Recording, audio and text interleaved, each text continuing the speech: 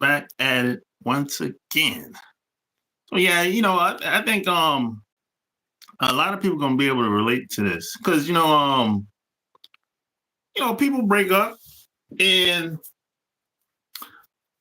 some I don't see it as right or wrong, but some people break up and some people be like, hey, is it okay if I talk to your ex? And I don't see it as a right or wrong thing, though. I say, I actually got this question last night from somebody. And is it date somebody else's ex? Yeah, he was married, right? Okay. And he got a divorce. Okay.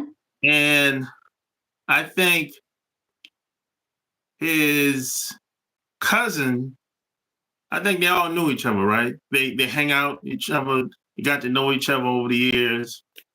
And his cousin was like, hey, I know that y'all divorced and y'all got kids together. And he said, hey, I was just wondering if you would be okay if I dated your ex-wife. Yes, yeah. Yeah. What I'm gonna say, I appreciate the approach. I appreciate that he went man to man and had a conversation with, that's his actual cousin. Like that's his first cousin? Yeah. Okay, no, like third or fourth. Okay. So either way, they're blood related somehow. They're family. So it tells me a couple of things. Number one, the cousin has probably been lusting after the wife for a while because it's very likely he's seen the wife in family events and throughout the years and all of that. And so the divorce was a gateway for him to be like, oh, she's now available.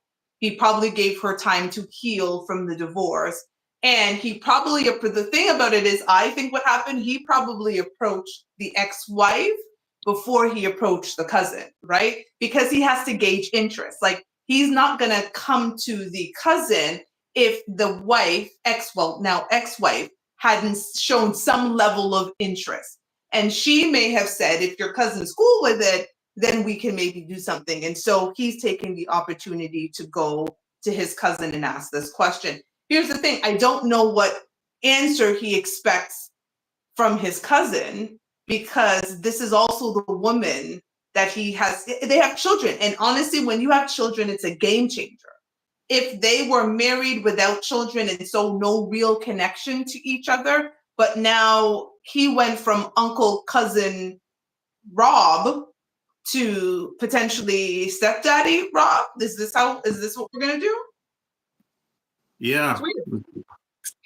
It's kind of, I told him, I said, it's kind of weird, bro.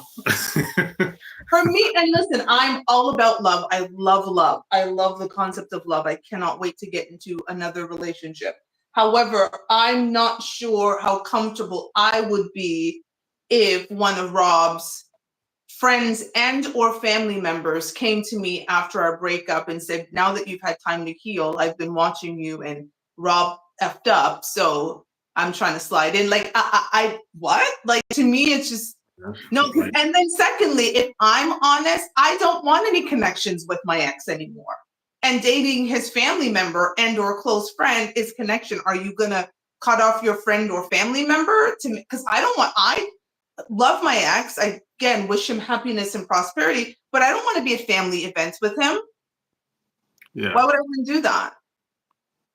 No. Weird. I said it depends on morals when it comes to stuff like that. Like, I like ties severed. Here's the thing. I always say to people, the only man I still need to keep connected to is the one for whom I have a child. Right? My daughter's father is the only man in this world that I am connected to after having been in relations with or in a relationship with, because we share a child. And even though our child is 22 years old, we still are very much connected, and we understand we went to her graduation a few months ago. We celebrate her birthday together for the last few years. We know there's going to be weddings and all these things. So we are still very much connected.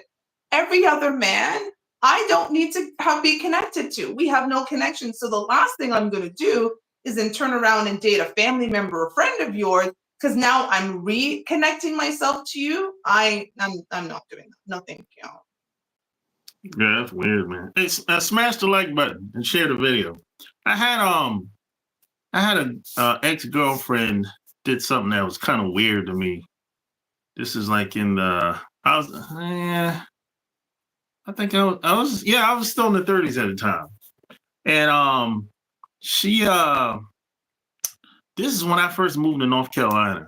Mm. And no, actually, I didn't even move. I visited here. And I was thinking about moving here.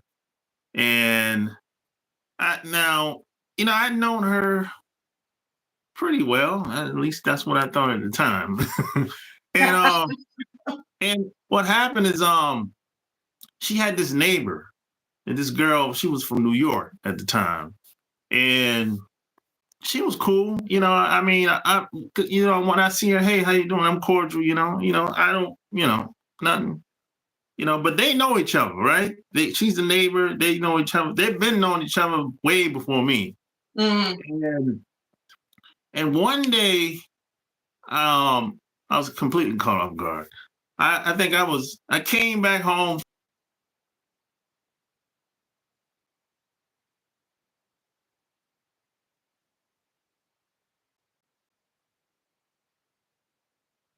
She was like, hey, you can stay with me until you get situated or whatever. I said, oh, okay, whatever. So I came home from work, and I'm just a normal day. This is like my first week, and the neighbor was there, right? Now, keep in mind, she's never been in. I never seen her in her house before. Okay. So the neighbor was there, sitting down, and they talking. And I said, "Oh, hi, how you doing?" or whatever.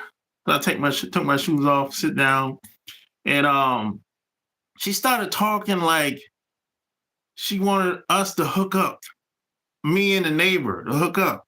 So I'm like, I'm kind of lost. Like, what the hell's going on?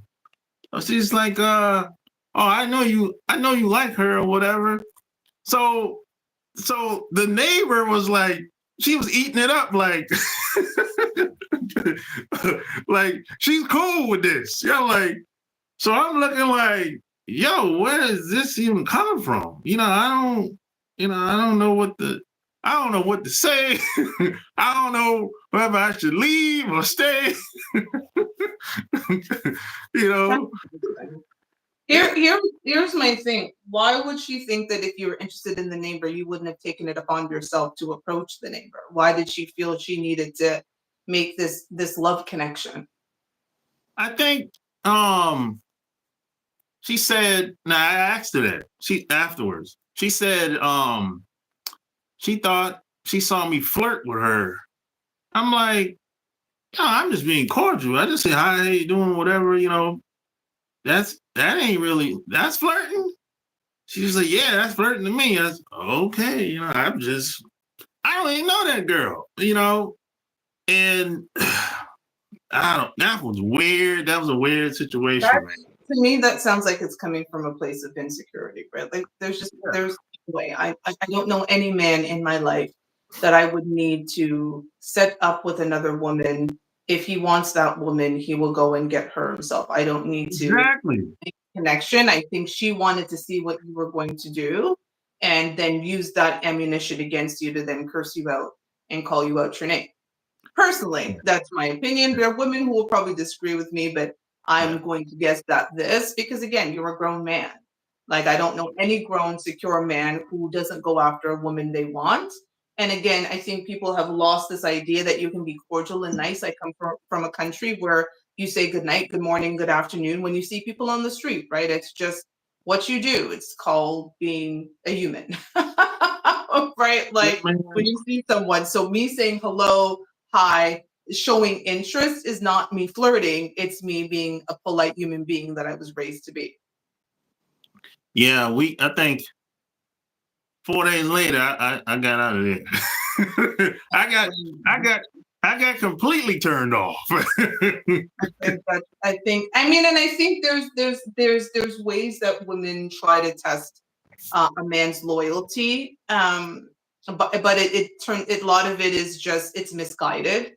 And we do a lot of misguided thing. Like, I can probably tell you in my 20s, I've definitely done, some misguided things. And thank God I've grown out of that woman who would do misguided things, like text another man, acting as if you were texting someone else. Oops, that was meant for someone else, just to see what his reaction was, right? Like, Yeah. and that stuff backfires on you, right? Because you think you're trying to make this person jealous, and he doesn't give a shit, right? And I think, there's a certain point that we grow out of that, and we recognize the importance of communication. And we hope that happens in our latter 20s into our 30s. And by the time we get 40s, we should be seasoned communicators. But I think some of the things that I'm even seeing online is we're not. And I think some of the things, like what I'm going to talk about, a topic tonight on my show about, the problem with accountability. Right. And I think there's a lot of problems with accountability. I feel like it's the dirtiest word in a woman's vocabulary these days. But watch my show at 8:30 and we'll talk about that. But getting back to your friend, what did he say to his cousin? Did he tell you what he said to the cousin after he made that request of dating his ex-wife? He said, they, I guess it's to be continued. I told him, I said, look, man, me personally, nah, I don't do shit like that. Nah, I don't. That's listen, it's definitely an interesting, it's an interesting approach. It is an interesting way to find love, is to find love within the family. I just don't know, for me, where I would ever take anybody up on that offer of. And again, there's children. Like, the children complicate things. I'm telling you. Like, again, leaving a relationship when there's children involved is very different than being able to sever the ties and there's no children. When I got married, I brought my child in the relationship and I left with my child out of the relationship. I didn't need to communicate with my ex-husband because we didn't have a child. Again, the only man I need to communicate with was her father. And so when you have children and you're dating, you have to move differently. And so the idea that you go back into the dating landscape, dating your ex-husband's cousin, who your kids would have likely been around while you were married to their daddy, listen, I like a peaceful life. I am team peaceful. I like my life to be unbothered. I don't need any additional drama. I work a 9 to 5 and I do all kinds I have enough things to worry about. The last thing I need to worry about is when I'm going out with my significant other, are we going to meet up with my ex who's a friend or family of theirs? Oh, no. Yeah. I see it like if like my brother got a divorce, right? I just, his ex-wife, she's around back home. I see her when I go back home, and in my mind, she's off limits forever. Forever. It's not. It ain't like, even if it's like my boys, ex-girlfriends or whatever. No, ain't happening. No. No, it's no. I don't know who this question is for. I think it's meant to say, how old are you? I don't know if the question, Stephen, is for me or the question is for Sharp here, but I'm half of 100. If you really want to know. That's funny. And if the question is for me, I'm 44. Yeah. Yeah. But I look at it like, no, I'm never ever ever. I just think that and that's how I would feel. Like I could not look at Rob's friends as someone that I would date. Like it's just and I would look at them funny if they came to me. And now, granted, listen, I will say this: like a lot of my ex's friends recognize how good of a woman I was to him, and they commented on how good of a woman I was to him, and how I added to his life and added value and all of those amazing things. And I think that is great. Thank you. But then to come to me to then say, I loved what you did for my boy, for my cousin. Now I'd like to, that wouldn't be cool to me. I'm going to put a twist on this. What if it's a woman? It's still off limits. Like if his gay cousin came to me and said, "Girl, I've been wanting," no, it's still, I don't care. You're connected to someone who, like in your boy's case, he was married to her. I was going to marry Rob. Like we were engaged to be married. We were planning a life together. He was going to be my forever in my mind. And to think that I turn that around and I go and date one of his friends, like I just feel like I owe him more than that. Like, I feel like there is a level of loyalty I still owe and respect that I still owe that man, because, you remember when you interviewed us together, we talked about like our number one rule in our relationship was respect. Like no disrespect was supposed to happen in a relationship. And to me, I still hold that near and dear even after the breakup. There's a level of respect and loyalty I'm going to owe my ex to not fuck his friends. Okay, like, because that's what it comes down to. We can pretty it up and call it dating, but it's fucking his friends. No, thank you. Yeah. What are you going to be like? High five. I see why you stayed with Sheba. That like what are they talking about now when they are together? Because am I going to be a topic of conversation? Because I don't want no parts of that. It's a no. Yeah, she's single. Stephen Bryant. Yeah. Unfortunately, I am single. I do not want to be on these single streets. Let me tell you there. Although I do have a great pool of men, but I don't like being single. But even then, I still would not be trying to date my ex's friends. Yeah. No, we're not dating, bro. We're not dating. Yeah. He's familiar with my ex. He's introduced myself and my ex. But we are not dating. Thank you. I think today a lot of people don't have boundaries. They don't establish boundaries. Well, and I think that's the key with, here's the problem. Here's the problem that happens. I think people have boundaries within the relationships, and they don't feel that those boundaries should continue after the relationship. And I think the boundaries that you have in place within the relationship should continue, because if that's someone that you truly cared about and someone that you loved, and again, when it comes to marriage, like I have not seen my ex-husband in many years, right? If I remember, I won't lie, my ex-husband's brother used to flirt with me all the time online.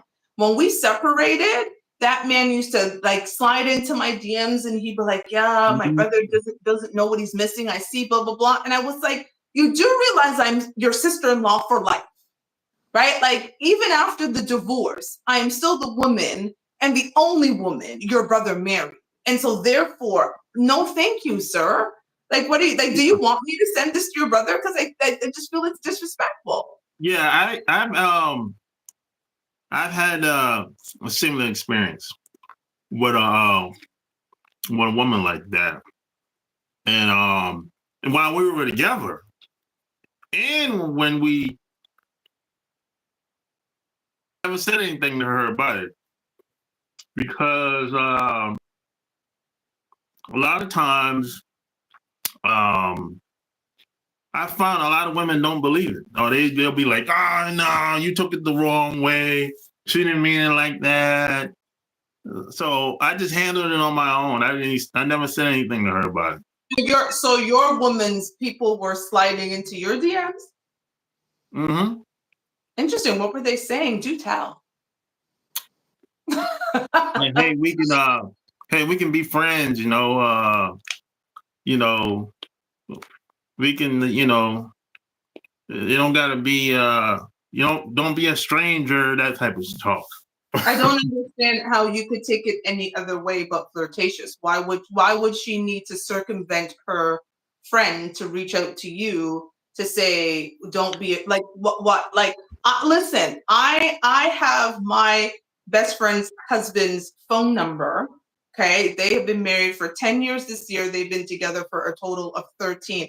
I reach out to him on Father's Day and I reach out to him on his birthday and I see him all the other times. And unless I'm in a space where I cannot find her and I say, hey, where the hell is your wife? Can you tell her to call me? That is the only time I reach out. And we're basically family. Okay, I call him my brother. I don't need to go into his DMs or anywhere to message him secretly. And I'll say to her, hey, I'm going to text your damn husband because I can't find you. So she has no other way to take it if I'm sliding into his DM other than I'm being a snake. And she was aggressive too, boy. Here's the thing. I think it goes back to what I'm saying. A lot of us as women find it difficult to hold other women accountable. Like there's no other way for me to take that. There's no other way. And that is when I would have to have a conversation with my friend and say, what was the intent behind that message? Like we have phone numbers for all of my friends. There's a group of 4 of us. I have the number for all of their men. When I'm in a relationship, they have the number for my man. Because when in doubt, if they cannot find me, they know exactly who to go to. It's the same way. When in doubt, if I cannot find them, or God forbid, I have to plan a surprise, or there's something to do with the kids, or whatever it is, I know who to reach out to, but I do not text them up. You could look through the text thread and you'd be like, oh, Father's Day, birthdays, like Christmas, like it's not, what are we texting? Like, what are we texting about unless we're planning something for one of them? Like, but we trust each other enough to do that. It's because we also know none of us are ever going to step over that boundary to cross over. It's a no. There are boundaries in friendship. There's boundaries in relationships. And God forbid, I am not best friends with my friends anymore after almost 30 years, which is never going to happen. But God forbid something happens to those boundaries are still in place. They don't go away. Yeah. And that same girl, she had a sister that we went to see her sister. I went to see her. I went to her sister's house twice along with her, right? And her sister was very aggressive. She would if her sister, you know, they sisters, right? If her sister would which was my girl, would leave the room or go to the bathroom or go outside, I would get very nervous. I said, "Oh shit," because I knew she was gonna do something. You know, she was very aggressive, boy. I know, oh boy. Are these women attractive? I'm gonna be honest. Oh yeah. They felt that aggressiveness was the way to go instead of honing their femininity. Well, what happens is she told me afterwards that every man that she's ever had around, her sister tried to sleep with him. So why would you keep bringing men around your sister? You're clearly trying to test men. I don't know. If I felt that my sister was a slur, right? Because that's slurish behavior. I won't use the other word because we don't know what they've done on this thing. But if your sister's a slur, why would you continue to bring your men around your slurring sister? But the first time I met her, I knew she was a problem. The sister? Yeah, I picked up on it because her boyfriend came over, and you know they always have some type of drama going on. I've heard about it, and I think, but you know when he came over, you know they was on their best behavior, you know. because it's the first time, I'm meeting them and everything. Mm. But I was like, oh yeah. But I could tell she was being aggressive with her boyfriend. I said, oh boy. She didn't go too far. She didn't make a scene. You know what I'm saying? But I could tell she got a little attitude with him. So that was the first time, and we stayed overnight, and we came back the next day. And the second time is when she made a move on me. I was like, oh yeah. So I don't get down like that, yo. Is an aggressive woman attractive? Oh yeah. Oh Really? yeah. Yeah. And she was older. No, I'm just saying, like, is that attractive to you? A woman who is that aggressive, like going after, is this not that we've established that she was attractive, but is it an attractive trait when a woman is aggressive towards a man? I think some guys it is, but not me. I would rather do the pursuing. That's how I see it. Yeah, I would. And plus, it depends on the circumstance. And I'm not really the backdoor type of dude. I ain't really. I'm just not really that type of guy that go about doing things like she wanted to do. I don't really get down like that. So she not only wanted to basically backstab her sister, but also cheat on her boyfriend. Well, she's a cheater. She told me her sister was a cheater anyway. So your girlfriend was like, my sister's a cheater? Yeah, she said her sister cheated on her boyfriend all the time. So that was I already knew that. So I see, I'm confused, because if I know this about someone in my life, why would I bring any man that I have around that? Like, why would I do that? Well, this was part of the reason why I never really, because I was thinking about getting married to this woman at the time. Until I met her family, and I was like, oh, I'm not getting married to this bitch. There's no way. Because see, this was like I'd known her for about a year and a half. And then she was like, hey, you want to meet my family? Because we've been talking about it for a while. So I said, yeah, because they live like in Virginia, like 5 hours away. So I said, yeah, we take a couple of days off, we go up there. So I met her mom. She was just an old lady, nothing. And I met her dad. He was an alcoholic. Oh my! And a drug addict. I was like, that's a lot. That's a lot in the family. Yeah. And then we stayed at her sister's house, and the floor. yeah. And then her boyfriend stayed probably 5 minutes away from where she stayed at the time. So after that weekend, and this is the second time. Well, the first time we went up there, I didn't even meet her parents. I met her sister only because it was overnight.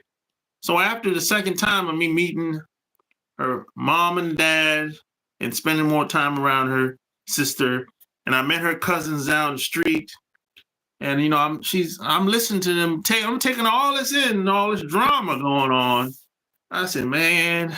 So on the way back, on the way back to North Carolina, I was like, no, I don't think I want to be involved, be a part of this family. That was smart, because I can tell you, I think that also was probably part of my decision to not marry my ex, was a lot of the family dynamic. I was like, I don't want to be involved in this shit. Like, I want no parts of what it's like. If I could have secluded him away and had him to myself, and he didn't have anything to do with a lot of these people, we would have been great. But to have to interact, and then tell you the thing that I felt so bad for her, because she was in denial about her dad being a drug addict, because we caught him smoking crack in the bathroom, and let me tell you how it happened. Yeah, I felt so bad for her, because I know I've seen people smoke crack back in the day, and I know how it smells, right? So what I had happened? never in my life, I could not tell you how crack smells. My goodness. Well, that's a good thing. But let me tell you Thank what God. happened. Thank God for that. Let me tell you what happened. We went back to her house because her dad came over for the weekend or whatever. And he was in the bathroom. And as soon as we opened the door, I smelled the smoke. I said, "Oh my God!" So some, you know how you get that feeling in your stomach. Yeah. Oh my God! And I said, she said, "Mom, my dad is," and she was calling her dad, right? He was, "Oh, I'm in the bathroom or whatever." And I smelled that, because when they smoke crack, it smells like a burnt tire. That's how it smells, the smoke. So I didn't say anything. I didn't know what to say. And I'm like, I hope he ain't got that crack pipe in that bathroom, because she gonna lose her damn mind. And when she opened that door, he Crack was pipe. in there. He was in there, cracked out in the tub, butt naked. Sorry, I don't mean to laugh. But what? I felt so bad for her, man. I didn't know what. I just gave him a hug. I said, "It's gonna be okay." I didn't know what to say. I could not imagine seeing my daddy stark ass naked high on crack. Yeah, I could not imagine the pain. I'm a daddy's girl. Like, I am a huge daddy's girl. My father passed away a little less than a year and a half ago, and I was really close with my dad. And I can only imagine if she was anything like me, that moment where it's like a heartbreaking moment. Because, I always say to people, my daddy was a flawed man, but he was a great daddy. And I was okay with him being a flawed man, but when he was a daddy, he was my daddy and he was amazing. So going in and seeing my daddy as the flawed man, I wouldn't have been able to reconcile it. He could be flawed with everybody else, but with me, he was a great daddy. So my heart would have broke. I don't know what I would have overcome. And so after that night, the relationship was downhill from there. Yeah, because honestly, that's a lot to deal with, and I think people need to consider these things getting into a relationship. Have you talked about your family dynamic? And I was saying that to someone. I actually went on a date with them recently, and he dropped me home, and we're in the car talking. He was saying, the issues that he's kind of having dating, and I said, but as the man, how are you vetting? It sounds like your vetting is off, right? Like, thank you for saying that I'm a great woman, and thank you for saying that I've restored your trust in women and Black women as a whole, which I don't want to restore anybody's trust in Black women as a whole, because I do not represent all Black women. I represent myself. However, I was like, I appreciate that, but I was said, you know what? I have to take accountability in all of my failed relationship, because I give people access to me. And when you give people access to you, what are you doing to vet people before you give them full access to you? And I appreciate you that part of your vetting process was now going and saying, I don't want to be a part of this crazy family, and I might love you, but this can't be my forever. Like, I felt the same way with my ex. I loved him, but there was a lot of dynamics in his life that I was like, I can't do this forever, because this is not part of the story that I've created for my life. No, thank you. And I hope you find someone that you can have a great life with. This person just is not. This person's not me. Because again, the image that I have for my life, and I think we need to be honest with ourselves in terms of like how we're vetting people that we give access to us. Yeah, man. It's there's a lot of people that don't care nothing about the other person's family. I'm like, why would you be like that? That's crazy to me. But our families do shape us in many ways. And especially if you're a daughter who's in denial about who your father is, it means that you wouldn't have also gotten help to reconcile, again, the flawed man and the flawed father, because you're in denial. It's one thing for, like, I will give it to my ex. He was very open with me about both of his parents and the fact that his mother had a drug addiction for many years, right? Like from he was a child all up the way until I think it was like his 20s.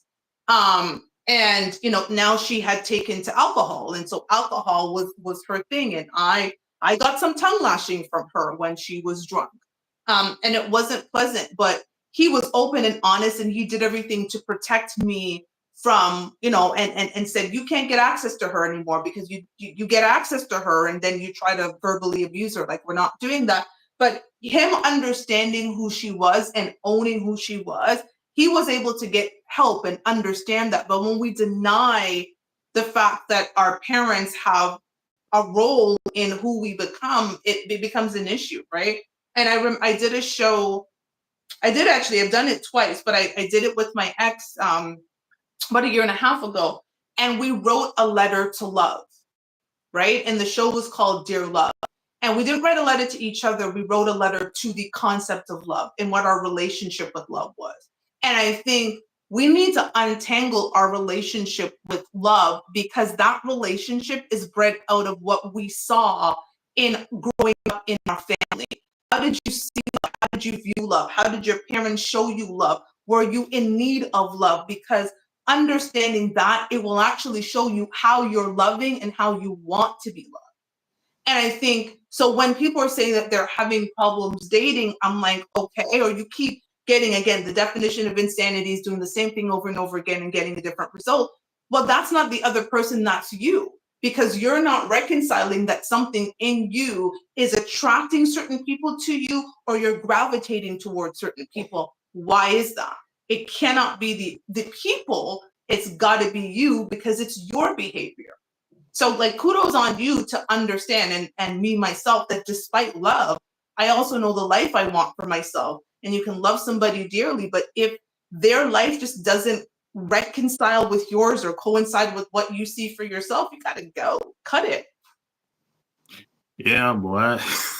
Because the only thing that listen, I said the only thing that is forever is parenthood, right? Parenthood is the only thing that's forever. Like I said, I was able to get married and divorced and not ever deal with my ex-husband again, because we had no children together. The only man I have to speak to is the father of my child. And she's 22 years old, and we still speak to this day because he's the father of my child. I do not have to speak to any other man. This is why these decisions that we make are so fundamentally important, because we're making decisions not thinking about the long-term impact. Who you marry matters. Who you procreate with matter. Who you give access to you matter. Look at homeboy now. He's got his cousin and his wife that are probably already fucking behind his back, by the way. Again, that was a courtesy ask. That was a courtesy ask. In case you see me with your ex-wife, just know I asked you. They're already fucking. Oh, yeah. Yeah. Talk. Like, that was a courtesy ask. He would never ask unless he had tested the waters with her to find out if she was even interested. Yeah, it's. Yeah. And I hope I'm wrong. I actually hope I'm wrong. I hope that is not the case. But it just sounds to me like no man's gonna go and ask the question to the man unless he's tested the waters with the woman. Because what if I go and ask this question to my cousin, who's now my relationship with him is potentially severed, and I still don't get the woman? Well, that's stupid. Like, that's just not a smart way. And I'm gonna guess that the man is smart enough to test over here before he goes over here. Because guess what? Even if his cousin's pissed off, he's still tapping the woman he's been lusting after for years. So he's still winning because he's winning over there. Yeah. Yeah. But hey, you know what? I'm gonna let you go because it's like 8:15. And I know you're gonna do your show at 8:30. So thanks for coming on. We'll do this again soon. I got you. I appreciate you. Thank you, everybody who joined. Have a good night. And if you are not following me, please go and follow my channel, which is Fuck Your Feelings, the show, where I try to change the conversation around Black relationships, because I do not believe that Black men and Black women should be doing this. We should be having respectful discourse like you just saw me and Sharp do right now. So feel free to go over to my channel, Fuck Your Feelings, the show, and follow me. I had to do my plug. Yeah, it's all good. It's all good. I'm gonna stay on. Okay. You have a good night. I'll talk to you later. All right, Bye. so there you have it. Another exclusive to Sheba. Yeah, go subscribe to her channel. When I get off, I'm gonna put the link, her YouTube link, and her website link below this video when I get off. You know, she should have more followers on her channel. You know what I'm saying? Well, smash the like button, share this video. And P.S. and by the way, don't forget to check out my Patreon. I just uploaded a new audio 2 days ago on my Patreon. If you like this video, I have hundreds and hundreds of audio and video on my Patreon. You can check that out. And that's all I got. Until next time, I'm out. Peace.